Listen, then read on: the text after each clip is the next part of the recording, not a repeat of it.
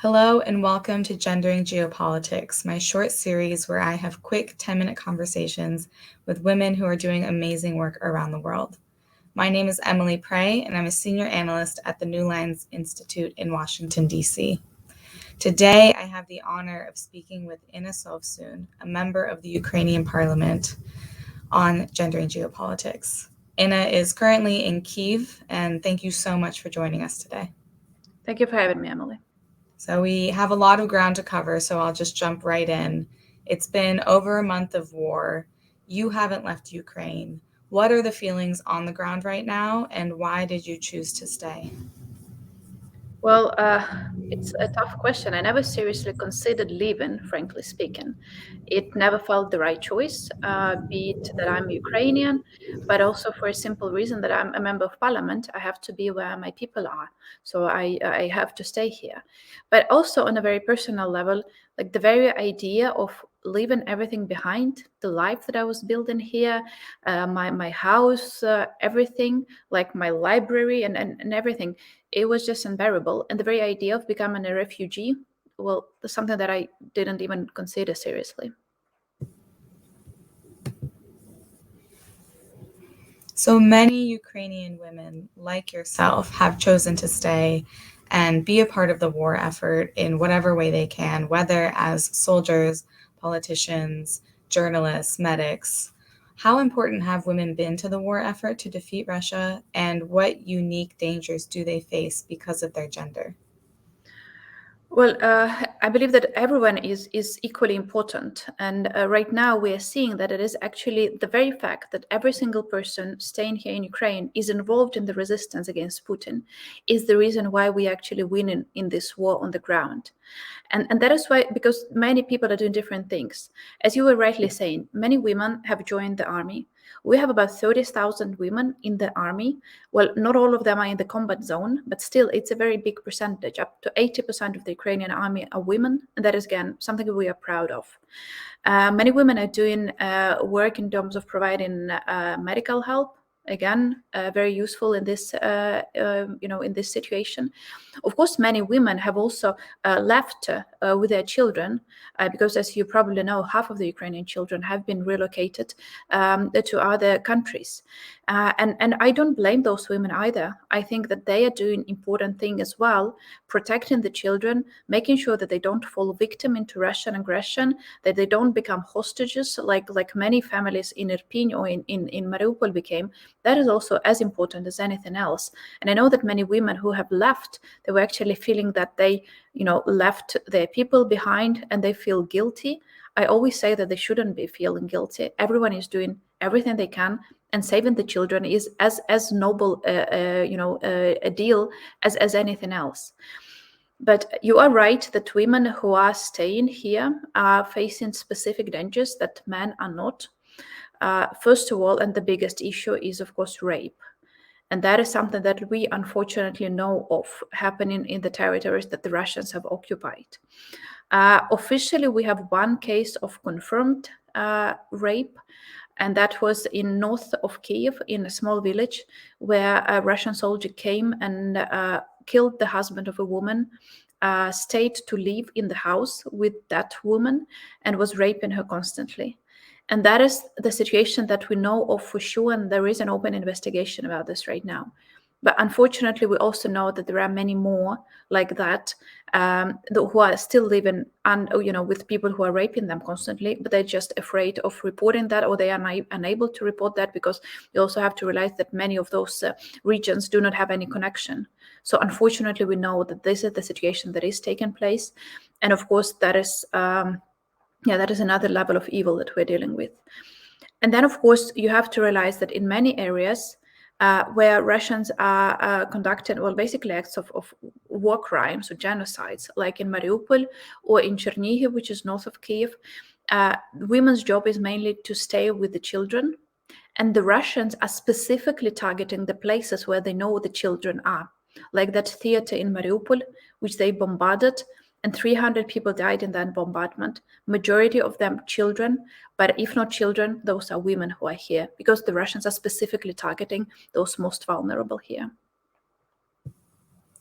As you mentioned, there's been a huge displacement of children from Ukraine, the largest displacement of children since World War II, with more than half of Ukrainian children being forced to flee the country.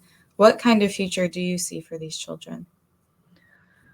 Well, first of all, I have to say that my son is one of those children. He has been relocated. He's living with a family, so that is a fortunate situation. He's living in Ukraine, so he is not a refugee in another country. He's being taken care of by, again, family members. So I feel much better about him than about many other children. There was this case of a small child of 10 years old, if I remember that correctly. His mom in Zaporizhia, I think, southern Ukraine, she put him onto the train. She wrote down a phone number on his hand over here and gave him a phone. And she told him, you turn on the phone once you end up in your destination, once the train arrives to your destination, and you call the people there and they will take care of you. And she had to do that because she couldn't leave the city, because she had a mother who was very sick and she was immobile and she couldn't move her mother. So making this decision of putting your son, a small child after all, onto the train alone is something that me as a mother, I can't try to think about that. That must be so terrifying. And we're so happy that that particular kid is alive and well. But that is just for you to understand that the level of threat that children are under here. And I do hope very, very, very much, trust me so much, that all those children will be able to come back here to Ukraine. But I understand that not all of them will. Some of them are heavily traumatized psychologically, and they're just scared. I know many cases where children stop talking after they have seen heaviest bombardment in their cities. Now, some children are talking weirdly, they're stuttering or something like that because of the psychological trauma that they have faced. Some children are physically wounded and they need very strong, medical support. But then also some children are with families who have lost everything, like their houses have been burned, all they had was destroyed by Russians, or the Russians have captured the city that they are from, and they basically have nowhere to go back to. And I'm very scared that those particular families will not be able to return unless we get, the possibility to help them, and that is what I'm scared of. Because with all those relocation of children, if we do not return them back home, we shall have basically a lost generation here in Ukraine. And that is also very scary, not for the current day, but for the future of the country overall.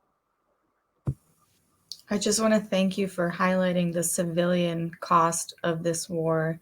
There are children, there are families, women and men who are being affected in ways that we cannot even imagine, especially myself as an American living in the US right now. I cannot even imagine what Ukrainians are going through right now.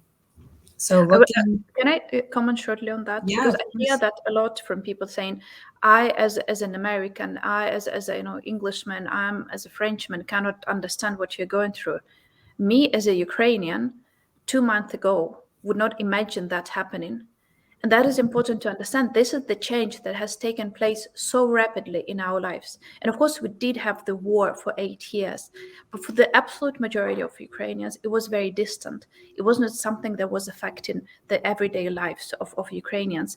So it's not something that you are grown into. It's just something that happens to you involuntarily, not because you did something, but trust me, for us, it is as much a shock as it is for anyone else. Just we have to deal with that and to live through that. Absolutely, 100%. And so looking at what countries like the US and EU and NATO countries can do, what kind of message do you have for President Biden and for other NATO leaders and EU leaders? Give us more weapon. And I'll be blunt, as blunt as that.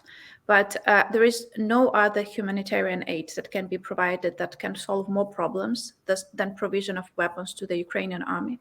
We are not asking for the US or any other NATO states troops on the ground, but we have proved that Ukrainian army is strong enough to fight on our own. We just need the weapons.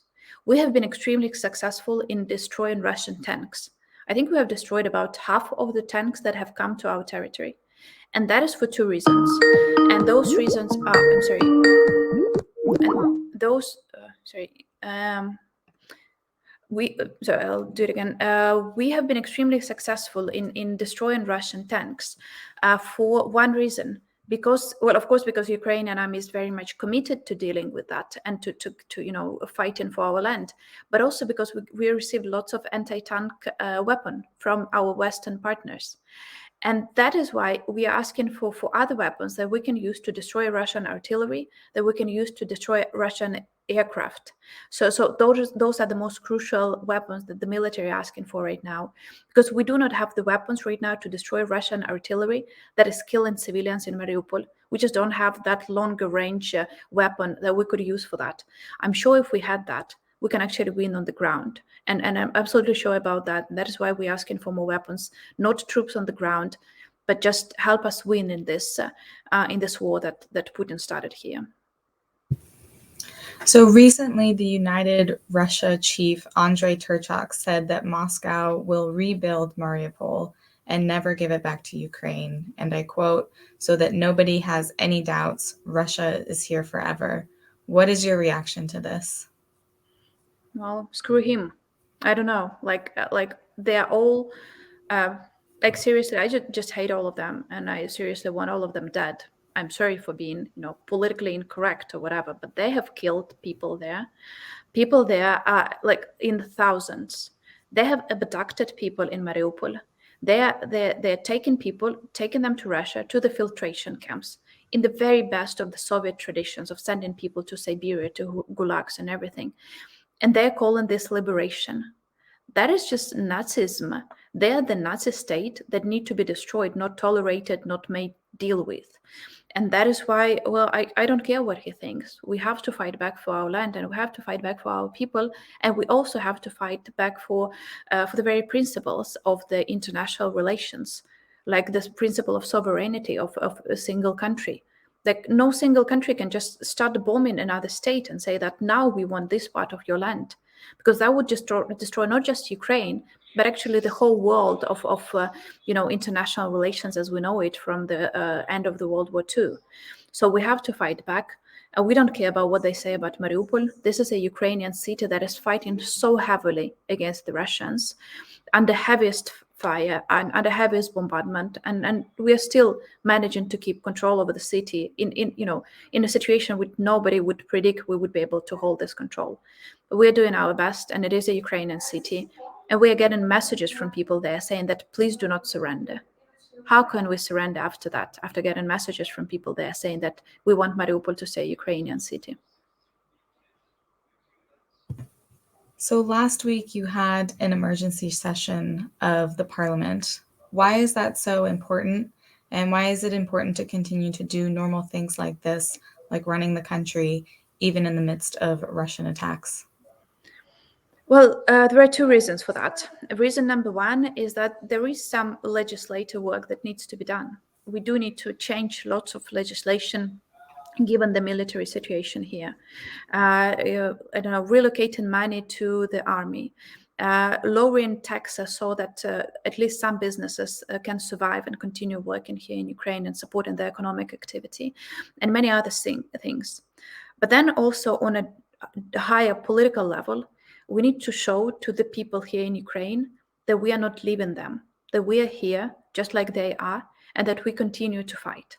It's important for the people in the country, but also it's important for the world to see that we keep on fighting. We are not surrendering, we're not giving up, we are not leaving, we are still here, and we continue our fight against this aggression.